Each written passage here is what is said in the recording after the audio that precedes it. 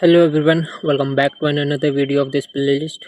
So in this video we will see a static rendering and dynamic rendering. So what is this?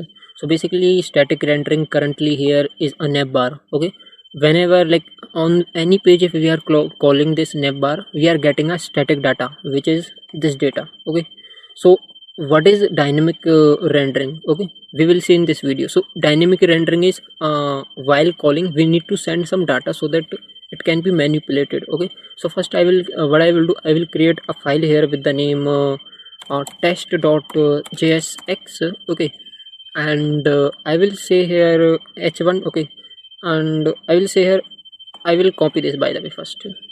Okay, copy it, and I will paste it, and I will remove the unnecessary content from here. Okay, I will remove this all. Okay, I will remove this all from here. I will say here demo, and route I will remove from here. After that I will remove this all. Okay, what I will do here, I will say here uh, I will say here I have one h1 tag. Okay, this is h1 tag, and inside this h1 tag I am getting text, so I will get text by from here. Okay, I will say text.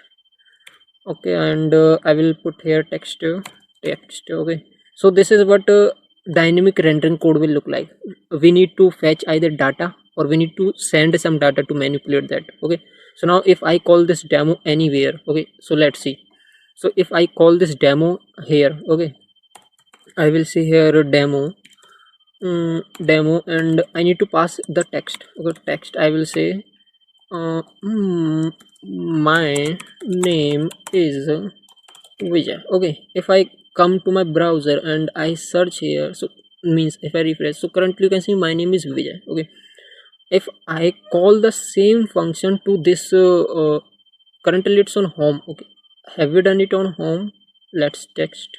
Okay, we have called this on home. What if I call this on page.jsx? Okay, we will see means this one route, on this one route. So what I will do here, I will call that demo. Okay, demo, I will say here this is okay, I will say here text, and I will say here testing.